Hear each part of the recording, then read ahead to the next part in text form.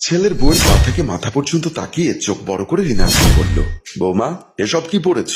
কেন আম্মা, আপনার পছন্দ হয়নি? এত ছোট ছোট পোশাক কেন তুমি পরেছ? আজ আমার একটা পার্টি আছে আম্মা, সেই পার্টিতে যাওয়ার জন্য এগুলো পরেছি বলে রুম থেকে বের হয়ে গেল। রিনা খানও পিছু নিল। বেডরুম থেকে বের হতেই হুঙ্কার ছেড়ে বলল, দাঁড়াও, এমনিতে বিশ্রী ধরনের পোশাক পরেছ, আবার এই পোশাক পরে বাইরে যেতে চাও? মান সম্মান তো সবই শেষ করবে। ইভা মুচকি হেসে বলল, আম্মা আপনি কি বলতে পারবেন সব দোষ কি নারীর? পুরুষের কি কোনো দোষ নেই? সীতা নারীর বিয়ে হয় না, মৃত্যুই তার ভবিষ্যৎ। ভার্জিন না হলে তারও বিয়ে নাজায়েজ, কিন্তু পুরুষ সে তো নিষ্পাপ, কলঙ্ক, তাকে কিছুই ছুতে পারে না। কিন্তু কেন? আমার এক মামি তার ছেলের বউকে বলতে শুনেছি, পুরুষ বেটাগো অমন একটু চরিত্র দোষ থাকে, এই নিয়ে এত নাটক করার কি আছে? কেমন মাইয়া মানুষ তুমি, মানাই নিতে পারো না? এইটুকু না মানাইতে পারলে সংসার হয় না। অথচ ভাবির আপন ভাই ছাড়া কারোর সাথে হেসে কথা বলাও বারণ ছিল।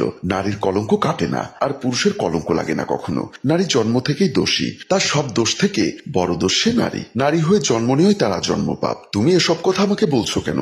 আপনার মনে আছে যেদিন প্রথম আমাকে দেখতে আমাদের বাড়িতে গেছিলেন? হ্যাঁ মনে আছে। আমি সেই দিনটির কথা আবার আপনাকে একটু মনে করিয়ে দিচ্ছি। এই মেয়ে, দাঁত বের করো। আমি আপনার কথায় বিব্রত হলেও অনিচ্ছা থাকা সত্ত্বেও আমি দাঁত বের করলাম। মাথায় চুল আছে নাকি বব কাটিং করেছো? চুলে যদি উকুন থাকে বিয়ের আগে উকুনগুলো সব মেরে ফেলবে, কারণ আমাদের বাসায় কারো মাথায় উকুন নেই। আচ্ছা এবার একটু তুমি হাঁটো। আমার বাবা আপনার এমন অদ্ভুত প্রশ্ন শুনে কিছুটা বিরক্ত হলেও চুপচাপ ছিল। আমি দাঁড়িয়ে হেঁটে দেখালাম। আমি আবার সোফার উপর বসতেই আপনি বললেন, রান্না করতে পারো? আমার বাবা তখন মুখ খুলল, আমার মেয়ে সব ধরনের রান্না করতে পারে, আপনার যখন যা খেতে ইচ্ছা করবে শুধু আমার মেয়েকে বলবেন, আমার মেয়ে রান্না করে খাওয়াবে।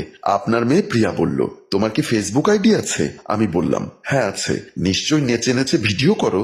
আমি টিকটকে আপনার অনেকগুলো ভিডিও দেখেছি, কিন্তু আমি কোনোদিন টিকটক করিনি, আর ফেসবুকে আমার একটা ছবিও পোস্ট করা নেই। আমার কথা শুনে আপনি আর আপনার মেয়ে আরো অনেকগুলো প্রশ্ন করতে লাগলেন।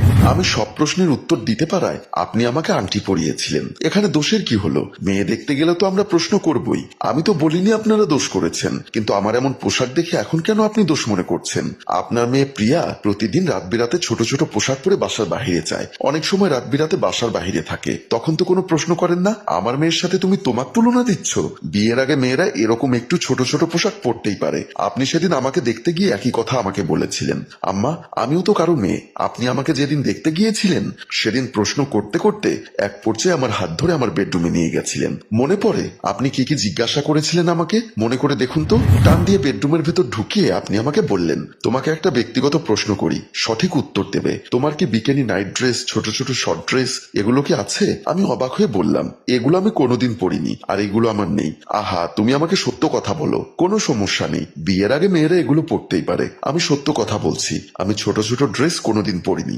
আচ্ছা প্রেম করেছো কটা? প্রেম ভালোবাসা আমার জীবনে আসেনি। আমার ছোটবেলা থেকে স্বপ্ন ছিল আমি বিয়ের পর আমার স্বামীর সাথেই প্রেম করব, তাকেই মন উজাড় করে ভালোবাসবো। তোমার আগের কথাটা মানতে পারলাম, আর শেষের কথাটা মানতে পারলাম না। এ যুগের মেয়েরা আবার প্রেম না করে থাকতে পারে? আমি আপনাকে বোঝানোর চেষ্টা করলাম, কিন্তু আপনি আমার কথা কিছুতেই বিশ্বাস করতে চাইলেন না। আমি ব্যর্থ হয়ে চুপ করে দাঁড়িয়ে রইলাম। আপনি একটার পর একটা প্রশ্ন করতেই থাকলেন। আমি অনেকটা বিব্রত হলাম। আমি তো ঠিকই বলেছি, বিয়ের আগে প্রেম থাকতেই পারে। আর তুমি যদি দুধে ধোয়া তুলসী পাতা হও, তাহলে এখন এত রাতে এত ছোট ছোট ড্রেস পরে কোথায় যাচ্ছ?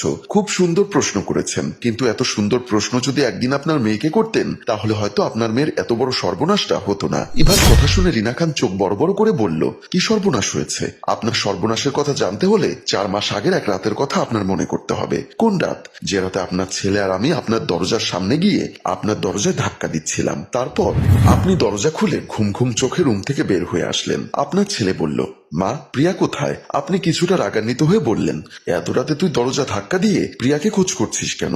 ওর রুমে গিয়ে খোঁজ কর।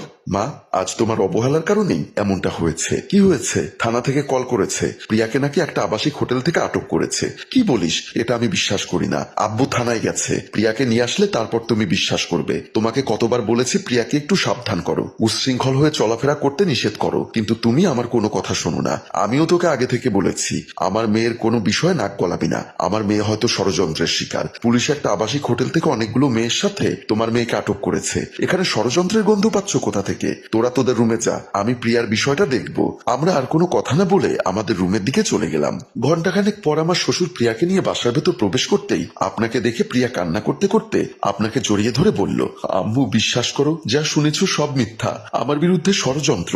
আমার শ্বশুর বলল, পুলিশ তোমার বিরুদ্ধে কেন ষড়যন্ত্র করবে? কেন ষড়যন্ত্র করেছে জানি না, তবে আমি আর আমার কয়েক বান্ধবী মিলে ওই হোটেলে আমার বান্ধবী সিনথিয়ার জন্মদিন পালন করতে গেছিলাম, কিন্তু মিথ্যা অভিযোগে আমাদেরকে ধরে নিয়ে এসেছে। প্রিয়ার কথা শুনে আপনি বলেছিলেন কেউ বিশ্বাস না করলেও আমি তোর কথা বিশ্বাস করি। আমার শ্বশুর বলল তোমার এই অন্ধবিশ্বাস একদিন তোমার গলার কাটা হয়ে দাঁড়াবে। বলেই বিরক্ত হয়ে বেডরুমের দিকে চলে গেল। প্রিয়া ন্যাকা কান্না করছে আর আপনি তাকে সান্ত্বনা দিচ্ছেন। আমার শ্বশুরের কথাই সত্যি হলো, প্রিয়ার প্রতি অন্ধবিশ্বাস শুধু আপনার গলার কাটা না, এখন পরিবারের সবার গলার কাটা হয়ে দাঁড়াবে। তুমি কি বলতে চাও সেটা পরিষ্কার করে বলো। প্রিয়া প্রেগনেন্ট। কথাটা শুনে রিনা খান চমকে উঠল, আমতামতা করে বলল তুমি কি সব বলছো?